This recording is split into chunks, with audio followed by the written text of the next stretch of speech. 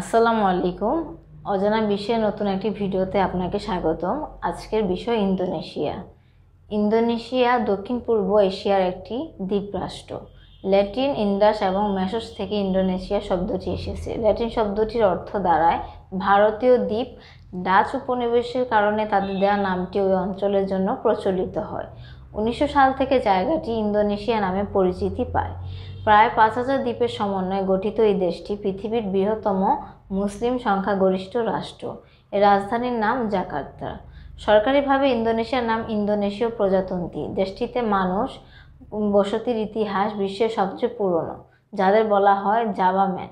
তবে দক্ষিণ পূর্ব এশিয়া হয়ে তাইওয়ান থেকে একটি মানব প্রবাহের ধারণা ইন্দোনেশিয়ায় যায় খ্রিস্ট জন্মের 2000 বছর আগে। তারা আদিবাসীদের ধীরে ধীরে আরও পূর্ব দিকে নিয়ে যায়। প্রথম শতাব্দীতে সভ্যতার বিস্তার ঘটে, কৃষিকেন্দ্রিক গ্রামীণ সমাজ গঠিত হয়, গড়ে ওঠে অসংখ্য শহর, নগর, বন্দর। সমুদ্র উপকূলে বিস্তার ঘটে ব্যবসা বাণিজ্য।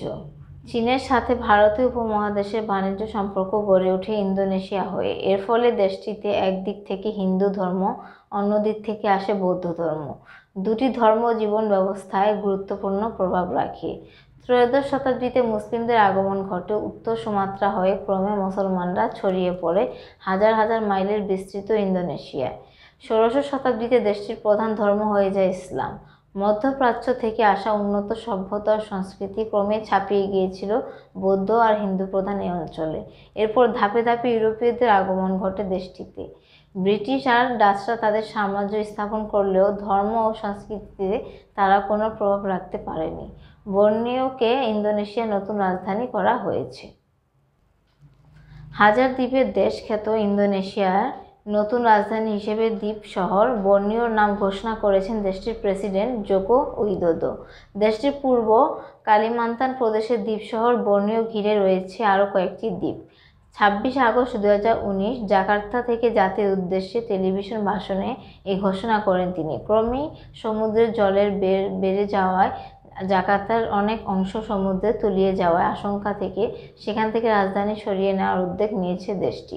7ম থেকে 14শ শতক পর্যন্ত বৌদ্ধ শিবজায়া সাম্রাজ্য সুমাত্রা দ্বীপে সমৃদ্ধি লাভ করে এবং উন্নতির শিখরে বিস্তৃতি লাভ করেছিল। 14শ শতক নাগাদ পূর্ব জাভা দ্বীপে মার্জা পাহিতো নামে হিন্দু রাজ্য পরিণতি লাভ করে। ওই রাজ্যের প্রধানমন্ত্রী গাজ্জা মাদা বর্তমান ইন্দোনেশিয়ার অধিকাংশ অঞ্চলের আনুগত্য অর্জনে সমর্থ হন। তার আমলেই আইন লিপিবদ্ধ হয় এবং একটি মহাকাব্য রচিত হয়। 12শ শতকের দিকে ইন্দোনেশিয়াতে ইসলামের আগমন ঘটে। 16শ শতক নাগাদ জাভা ও সুমাত্রার লোকেরা ইসলামে ধর্মান্তরিত হয়ে যায়। তবে বালি দ্বীপের লোকেরা আজও সংখ্যাগরিষ্ঠ হিন্দু রয়ে গেছে।